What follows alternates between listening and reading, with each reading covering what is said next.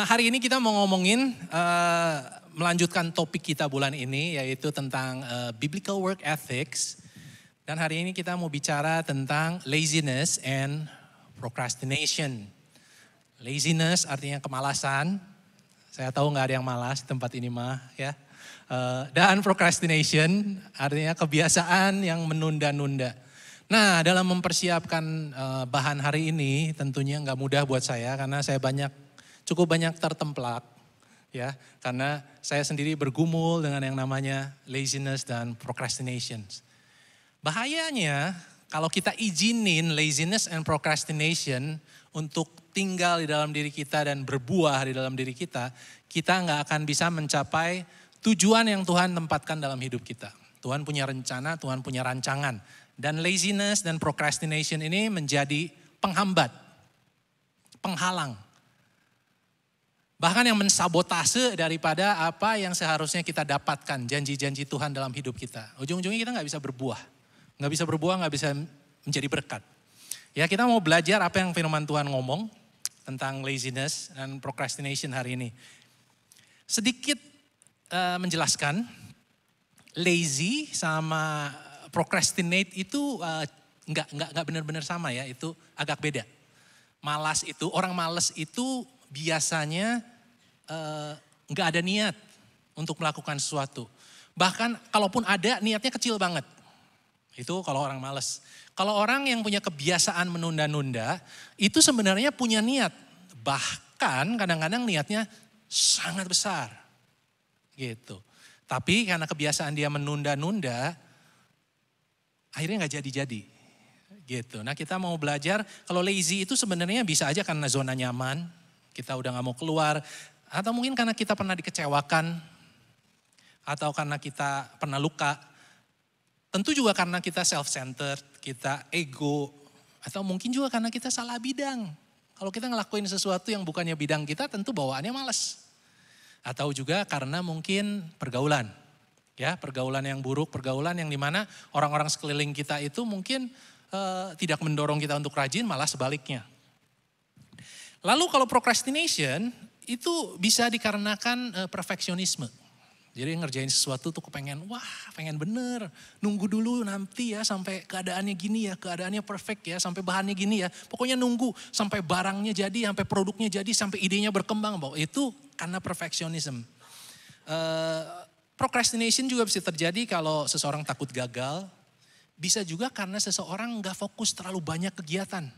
Jadi gak ada prioritas yang jelas. Segala pengen dikerjain. Gak ada fokus dan akhirnya hal-hal penting malah ditunda. Malah gak jadi. Gitu. Ya, nah, kita perlu mengalahkan kedua hal ini. Gak ada cara lain untuk mengalahkan kedua hal ini. Kita harus sadar dulu apa itu. Dan kita harus mau membuang itu. Soalnya kalau kita sendiri masih mau memelihara itu, kayaknya cukup percuma. Kita mau dipaksa-paksa kayak apapun. Jadi saat ini kita disadarkan, Tuhan punya rencana loh. Tuhan nyediain berkat loh untuk kita. Tuhan pengen kita jadi saluran berkatnya loh. Tuhan udah taruh talenta loh dalam hidup kita loh. Kita harus mengerjakannya loh. Supaya kita berbuah loh. Tapi waktu kita izinkan kemalasan tinggal, procrastination, kita gak jadi-jadi. Ya, dengan itu sekarang kita mau belajar apa yang firman Tuhan ngomong supaya kita diingatkan, disadarkan. Supaya kita berubah. Kita baca di Amsal 19 ayat 24. Si pemalas mencelup tangannya ke dalam pinggan. Tetapi tidak juga mengembalikannya ke mulut. Ayat ini ngomong si pemalas itu bukan gak punya makanan. Si pemalas itu punya makanan. Makanannya tersedia. Ini ngomongin bahwa si pemalas itu bukan gak punya tangan. Si pemalas punya tangan. Tapi dia gak mau mengembalikan makanannya ke mulut. Implikasi dalam hidup kita adalah, dalam hidup kita sekeliling kita, bukannya kita kurang bahan belajar. YouTube, buku, semuanya bagus-bagus kalau kita mau belajar hari ini. Bukannya karena kita kurang seminar, bukannya kita kurang komunitas yang positif, bukannya kita kurang mentor. Enggak, ada semuanya itu sekeliling kita. Bukannya kita gak ada kemampuan, seolah-olah kayak aduh saya gak mampu, gak sanggup. Kita juga sanggup karena Tuhan udah berikan pada kita kesanggupan. And yet Karena kemalasan, segala sesuatu yang tersedia, kita enggak pergunakan, kita enggak pakai. Ujung-ujungnya apa? Sama seperti orang yang kelaparan, enggak makan, menjadi lemes, letih, lesu, enggak ada keinginan, enggak ada passion. Dan hidupnya stuck.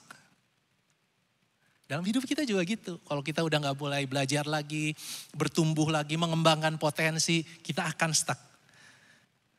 Dan kita itu perlu digerakkan untuk keluar dari zona nyaman. Ini kan disebutnya zona nyaman. Kita kalau udah di dalam tuh kayaknya susah untuk keluar. Nah, untuk digerakkan keluar dari zona nyaman, manusia itu biasanya butuh dua hal. Oke? Yang pertama itu disebutnya desperation. Kalau seseorang desperate, artinya kepepet, udah gak ada cara lain, dia akan dipaksa untuk keluar dari zona nyaman. Dan di zona nyaman itu waktu dia keluar, dia mulai bertumbuh, dia mulai berubah. Apapun itu, mungkin kita dipepetnya dalam hal kesehatan. Mau gak mau kita harus jadi olahraga, mau gak mau kita harus makan sehat. Kita dipepet. Nah, untuk orang-orang yang gak kepepet, itu disebutnya inspiration. Kalau bukan desperation, kita harus cari inspiration. Inspiration tuh harus muncul dari diri kita sendiri. Oke, sekarang gue udah olahraganya seperti ini. Gue tambahin karena gue pengen seperti ini. Gue pengen bisa ini, gue pengen bisa itu. Gue pengen bisa kerja ini, gue pengen bisa skill gue ini, skill gue itu. Semua hal yang mendorong kita dari dalam terinspirasi itu menjadi daya dorong kita untuk keluar dari zona nyaman. Ujung-ujungnya nanti kita cari bahan-bahan yang bagus di internet, baca-baca buku, ikut seminar, kita cari mentor-mentor, coaches, untuk kita bisa dibantu mencapai apa yang tadi kita inspirasikan. Ya, jadi kita harus lihat, apakah kita perlu dipepet? Hopefully enggak. Hopefully kita enggak perlu dipepet, hopefully kita mencari inspirasi untuk berubah. Perhatikan ini, kalau kita kelamaan tinggal di dalam zona nyaman, ini yang bahaya sekali yang akan terjadi. Zona nyaman adalah zona di mana abilities-nya juga udah gak berkembang, bahkan mungkin gak dipakai, abilities-nya itu gak dipakai. Terus akan semakin, whatever that we don't use, usually it's gone. Kalau kita gak pakai sesuatu, usually itu hilang atau kita lupa. Terus challenges-nya juga kepaksa jadi turun. Karena kita gak bisa ngambil tantangan-tantangan yang berat. Lama-lama kita masuk ke titik apatis. Ya, bukan apatis bukan ya, itu apate. Kalau ini apatis itu artinya udah dingin, beku, udah gak ada keinginan melakukan apapun. Gak ada desire, gak ada passion, udah benar-benar just whatever. Setiap hari mau susah, mau senang, udah benar-benar dingin. Acuh tak acuh, indifference gitu. Itu bahaya banget, makanya kita harus disadarin. Kembangin abilities, kembangin challenges. Supaya kita bisa grow atau flow. Dan di situ kita berbuah terus. Seumur hidup kita harus mencari ini. Jadi abilities itu harus dikembangin, challenges harus dipilih. Challenges dipilih. Kalau inspirasi itu cari challenges.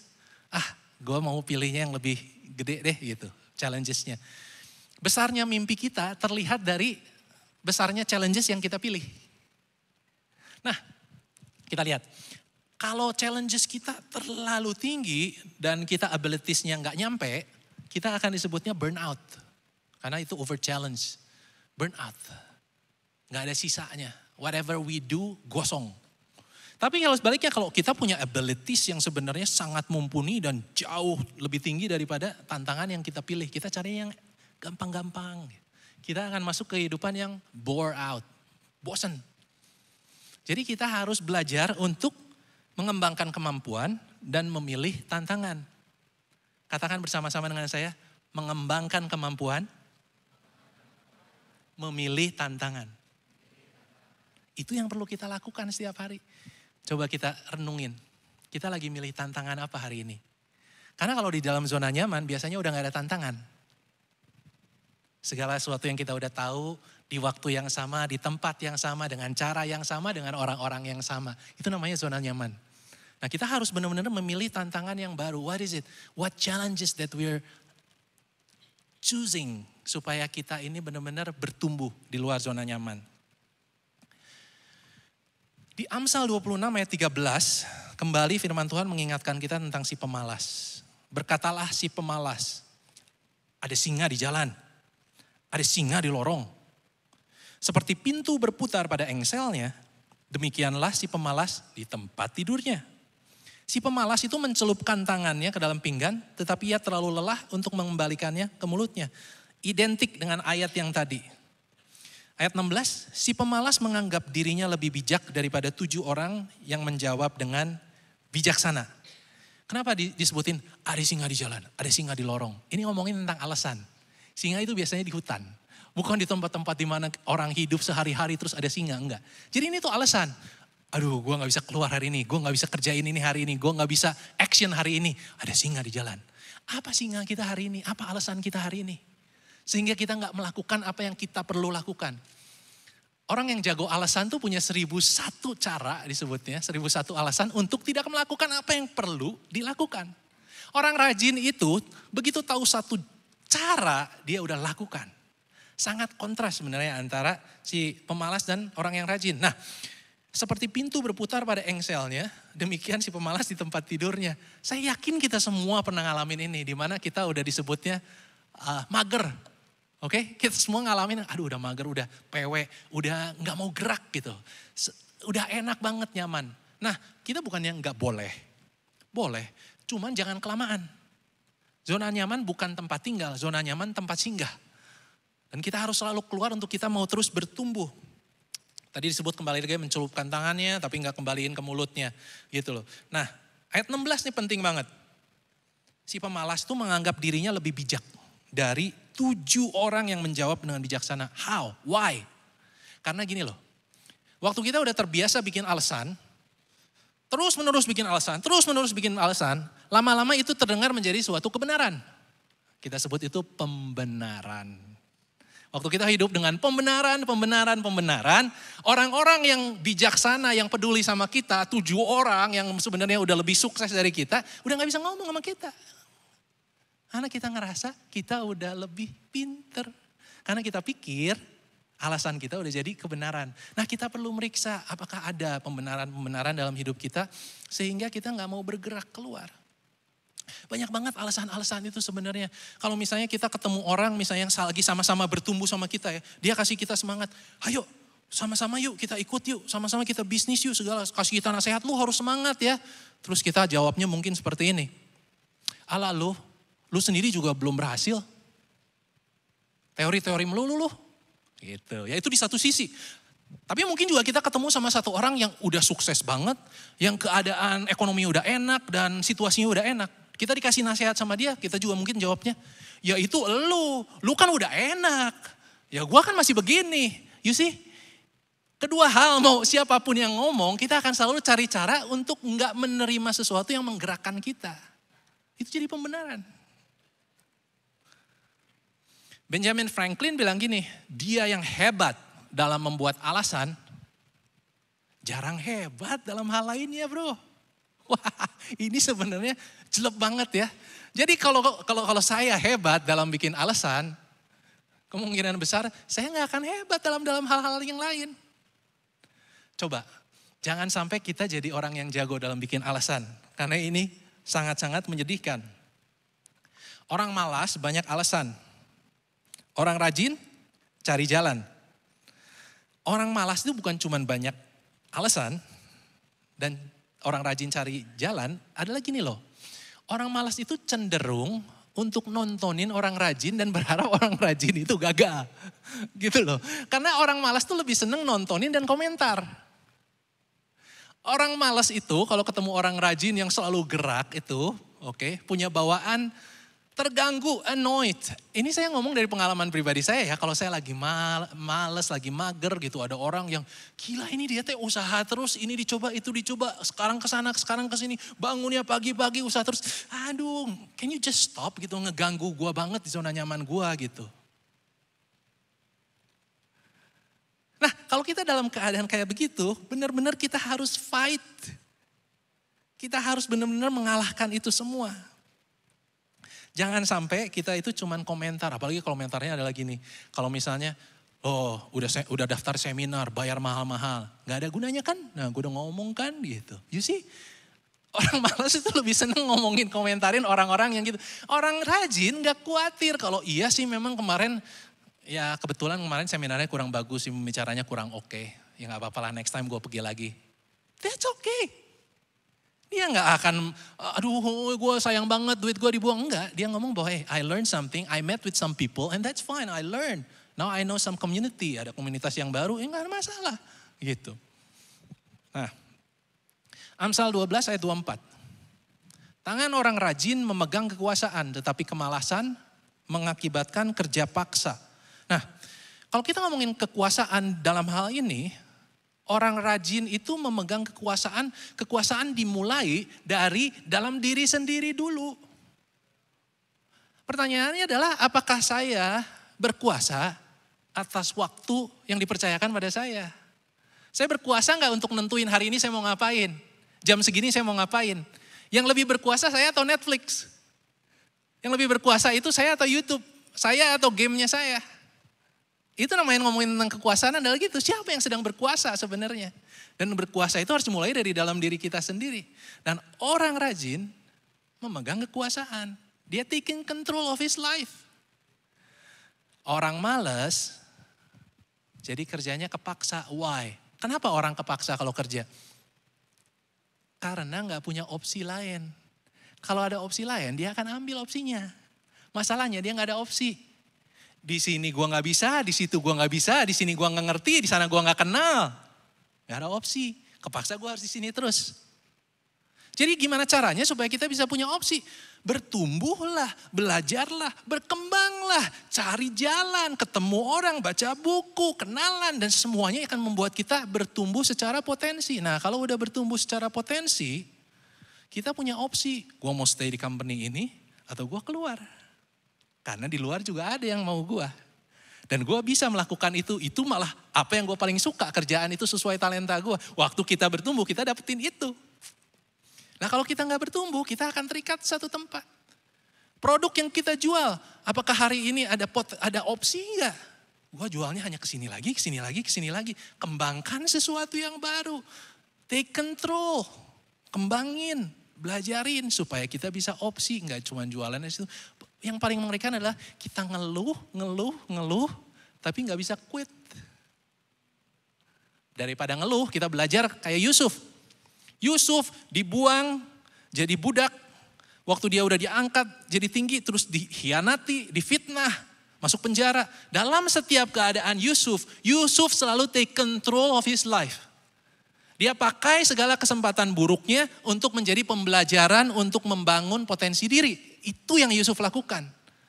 Dia selalu belajar. Di rumah Potifar dia belajar, di penjara dia belajar. Buktinya apa dia belajar? Karena dia selalu dipercayakan posisi tertinggi dimanapun dia berada. Itu namanya opsi. Dia gak ngeluh. Ngeluh gak akan jadiin apa-apa. Justru dia belajar dan berkembang dan waktu dia sanggup dia dipercayakan. Tuhan pengen banget berkatin kita dengan banyak tanggung jawab.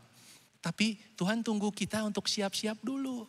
Kembangin talenta yang Tuhan udah percayakan. Kalaupun cuma satu, kerjain jadi dua. Yang dua kerjain jadi 4. Dan Tuhan akan tambahkan talenta pada kita. Talenta kita gak pernah diciptakan sama Tuhan, dikasih sama Tuhan untuk kepentingan diri sendiri. Talenta itu Tuhan percayakan untuk memberkati orang lain. Gak ada talenta yang disimpan hanya untuk gua doang, enggak. Talenta itu dipercayakan untuk memberkati orang dan satu hari Tuhan minta kembali. Itu cuma dipercayakan. So, apapun talenta kita, mau nyanyi, masak, ngajar, please, pakai, kembangin, berkatin orang. Kalau kita gak pakai talenta kita lagi ngerugiin orang lain. Pikirin deh, orang lain harusnya diberkatin sama talenta-talenta kemampuan kita. Kita gak mau pakai, kita gak mau kembangin, kita ngerugiin orang-orang lain semua. Dan Tuhan pengen banget, apapun, sesedikit apapun yang kita punya, kita kembangin untuk jadi berkat. Next. Amsal 10 ayat 4. Tangan orang lamban membuat miskin, tetapi tangan orang rajin menjadikan kaya. Ayat 5. Siapa mengumpulkan pada musim panas, ia berakal budi. Siapa tidur pada musim waktu panen, membuat malu. Ada 3 kata yang kita perlu perhatikan di sini. Musim. Oke, 2 kata yang lainnya adalah mengumpulkan dan tidur. Ini ngomongin tentang timing. Ini ngomongin tentang prioritas. Oke, dalam hidup kita semua perlu yang namanya kapan kerja, Kapan istirahat? Kapan kerja, kapan istirahat. Jangan waktu kerja dipakai istirahat, waktu istirahat dipakai kerja. Ini yang disebut di sini. Harus punya hikmat untuk tahu. Dan harus ngerti timingnya, musimnya. Musim kita semua orang berbeda-beda. Ada orang yang mungkin musimnya lagi fit banget tubuhnya, ikut Ninja Warrior. Wah, sampai segitu hebatnya, itu musimnya dia. Tapi ada musimnya yang mungkin orang lagi sakit, lagi banyak masuk rumah sakit. Nah, bayangin kalau kita jadi orang-orang yang suka ngebandingin musim sama musim orang lain. Gimana gak depres? Gimana kita kehilangan semangat? Pasti kehilangan semangat. Jadi jangan bandingin musim orang lain sama musim kita. Tanggung jawab aja sama musim kita sendiri saat ini. Akui kalau musim ini masih menabur dan menabur dengan cucuran air mata, Tuhan janji kamu akan menuai dengan sorak-sorai. Tuhan janji jangan berhenti untuk menabur. Waktu kita ngerti tentang prioritas, kita harusnya bisa milih bahwa dalam hidup kita gak bisa ngerjain segala sesuatu. Kita gak bisa ngelayanin semua orang. Bukan karena kitanya gak mau. Kitanya gak punya kemampuan melakukan itu semua. We are limited, kita tuh terbatas. Benar-benar kita tuh terbatas, makanya perlu tidur. Gak mungkin orang gak tidur berhari-hari terus tetap wah semangat dan enggak, pasti lesu. Tuhan ngomong kamu harus tahu waktunya tidur, waktunya kerja. Dan kita perlu belajar hal ini karena apa? Kita perlu bangun boundaries. Artinya kadang-kadang kita harus say no. Sorry gue gak bisa. Sorry ini gue gak bisa. Sorry ini gue gak bisa datengin. Sorry. Supaya kita bisa fokus sama apa yang menjadi prioritas kita. Panggilan Tuhan atas hidup kita. Ya paling kita dicap. Oh lu anak Tuhan tapi gak mau melayani. Ah lu sombong. Ah lu gak sayang sama gue. Ya whatever. Kita akan punya selalu orang-orang yang akan menghakimi kita. Tapi kita gak perlu takut karena ada waktunya. Waktu kita say no. Kita malah membantu orang lain. Belajar untuk say no, it's okay, boundaries. Kalau kita nggak terbatas ya, kalau kita nggak limited, kita pasti akan bagi-bagi semua. Termasuk uang kita. Kalau kita unlimited uangnya, ya bagi-bagi aja. Ya kan pin kita semua, mobile semua, ya lu pakai deh gitu. Masalahnya karena kita limited, kita perlu jaga resources kita, termasuk tenaga dan energi kita. Kita lanjut. Amsal 13 ayat 4. Hati si pemalas penuh keinginan, tetapi sia-sia. Sedangkan hati orang rajin diberi kelimpahan. Nah, bedanya antara orang rajin dan orang malas kita tahu kan bedanya di actionnya ya. Nah, ini ngomongin hatinya. Hati si pemalas itu punya sih keinginan, tapi sia-sia terus. Sedangkan kalau hatinya orang rajin itu artinya gini loh. Kalau dia lagi ngalamin gak enak, hatinya selalu punya suatu harapan baru, suatu kekuatan baru. Daripada nangisin, aduh musim lalu kayak gitu asik banget ya.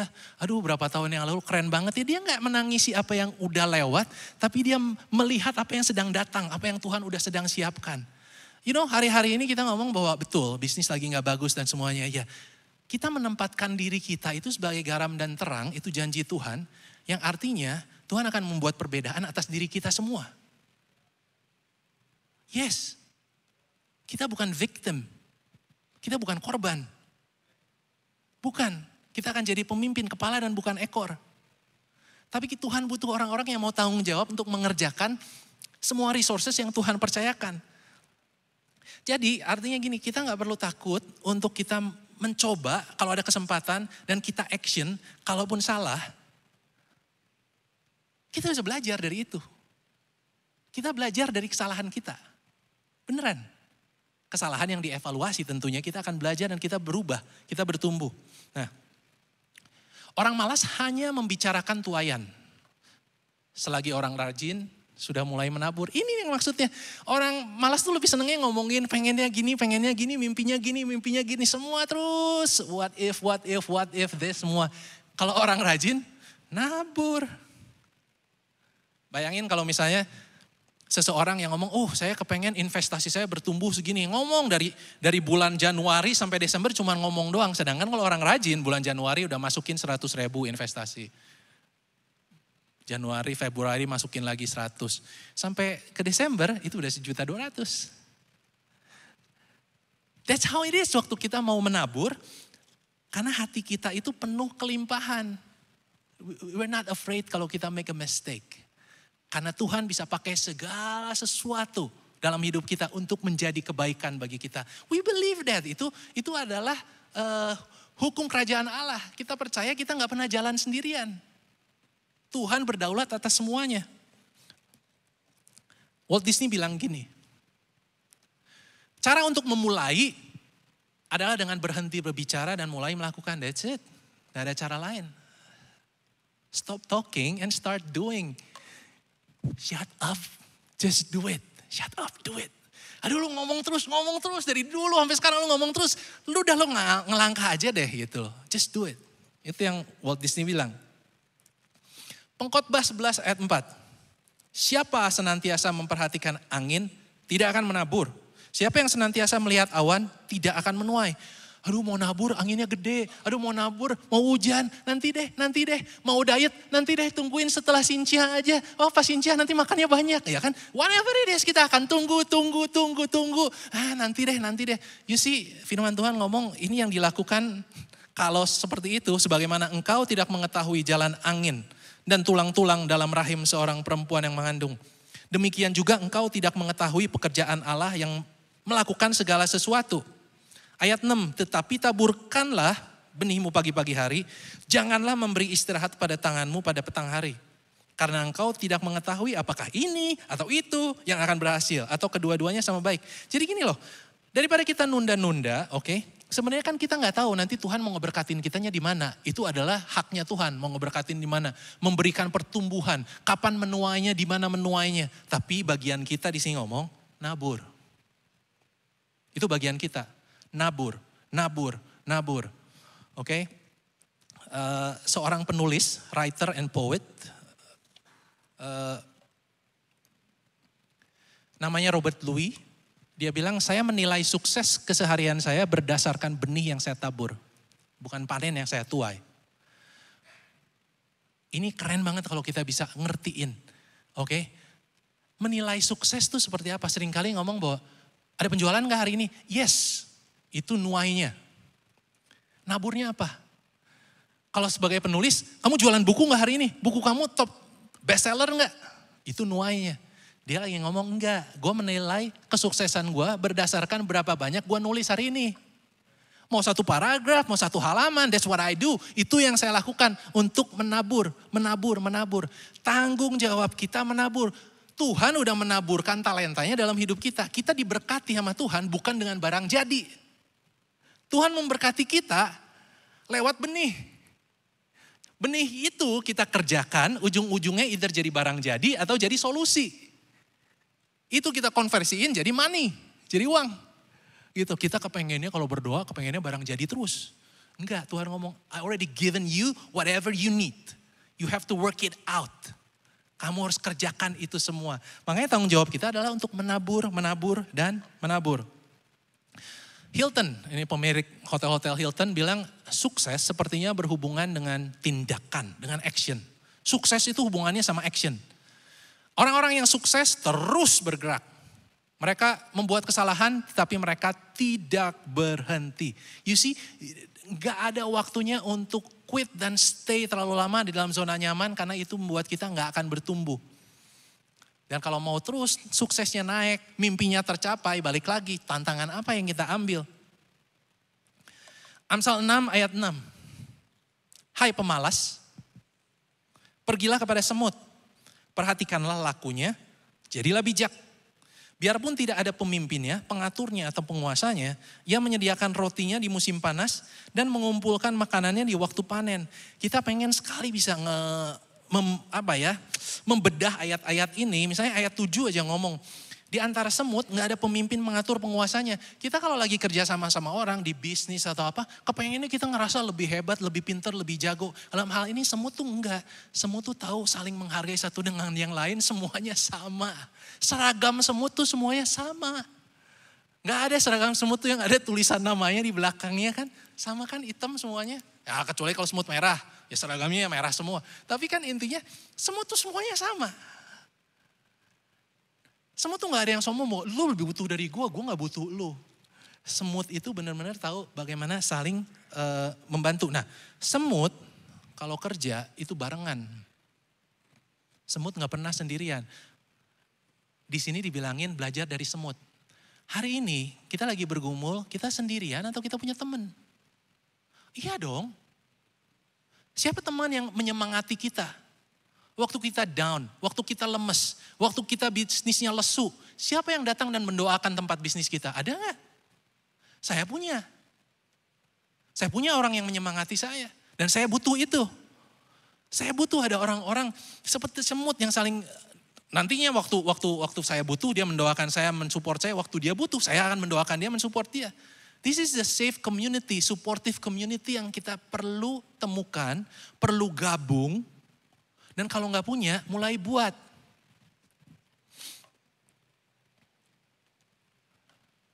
Janganlah kamu sesat, pergaulan yang buruk merusakkan kebiasaan yang baik. Pergaulan kita gimana nih? Ada nggak orang-orang yang benar-benar mendorong kita? Mengingatkan kita. Bukan cuman kayak ngedorong tuh kayak bos gitu, kadang-kadang kita annoyed. Tapi benar-benar berjalan bareng kita. Gua juga lagi di sini loh, lu mau gak barengan sama gua? Gua juga masih belajar loh, lu mau gak belajar sama gua? Gua juga kemarin gagal, tapi gua mau nyoba lagi, lu mau gak? Kalau gak ada, let's become that person. Yuk jadi orang seperti itu pada orang lain. Dari situ kita akan bisa membentuk komunitas. Komunitas yang positif, yang semuanya rajin. Percaya deh, komunitas itu pengaruh banget. Pengaruh banget. Orang tuh, ini ceritanya gini dulu. Ada seorang petani, ya kan? Petani ini bawa keledainya ke tempat pertandingan kuda. Di mana kuda-kuda hebat, kuda-kuda juara bertanding, siapa yang paling cepat? Petani ini cuma bawa keledainya. Masuk ke tempat pertandingan, orang-orang ngeliatin dengan aneh, dengan heran. Ngapain ini orang bawa-bawa keledai gitu. Terus orang nanya, Pak, ngapain keledai Bapak dibawa ke tempat pertandingan kayak gini? Enggak mungkin menang, Pak. Gitu. Terus si Bapak itu senyum dan ketawa. Memang saya kesini bukan mau bikin keledai saya tanding. Saya kesini cuman supaya keledai saya bergaul sama kuda-kuda juara. Dan saya berharap mentalitas keledai saya ketularan mentalitas juara-juara kuda itu. Sehingga mentalitas keledai ini jadi hebat. Di antara keledai-keledai, dia mungkin mentalnya paling juara. You see, mentalitas, attitude, komunitas kita sangat mempengaruhi kita. Kalau komunitas kita semuanya lemes-lemesan dan semuanya benar-benar zona nyaman, mungkin ada waktunya kita challenge, cari komunitas yang lain yuk. Bukannya kita meninggalkan orang ya kayaknya, lu meninggalkan orang. Enggak, nambahin aja komunitas baru. Oke, kita cari komunitas yang baru, terus udah gitu kita join ke dalam situ, gitu ya. Terus kita mulai menerima hal-hal yang membangun diri kita. Itu tanggung jawab kita. Poin-poin yang kita barusan udah belajar dari begitu banyak Amsal, ada 7 Amsal tadi. Kita perlu berjuang kalau mau keluar dari zona nyaman. Berjuang. Kita itu disebutnya jatuh ke dalam kebiasaan buruk. Kebiasaan buruk itu disebutnya jatuh ya. Gak ada yang jatuh ke dalam kebiasaan baik, gak ada. Karena kebiasaan baik itu selalu naik. Selalu harus mendaki, selalu harus nanjak. Kebiasaan baik itu harus diperjuangin. Kalau hari ini kita masih jalannya belum nanjak, mungkin kita belum berjuang. Kabar baiknya, kita bisa keluar dari kebiasaan buruk. Kita bisa keluar dari kebiasaan kemalasan. Kita bisa. Tuhan akan sanggupkan kita. Dan dengan itu kita bisa membantu orang lain juga. Poin yang selanjutnya, cari jalan. Jangan cari alasan. Saya ketemu orang tuh ya. Dari setiap solusi yang ada, dia cari masalahnya.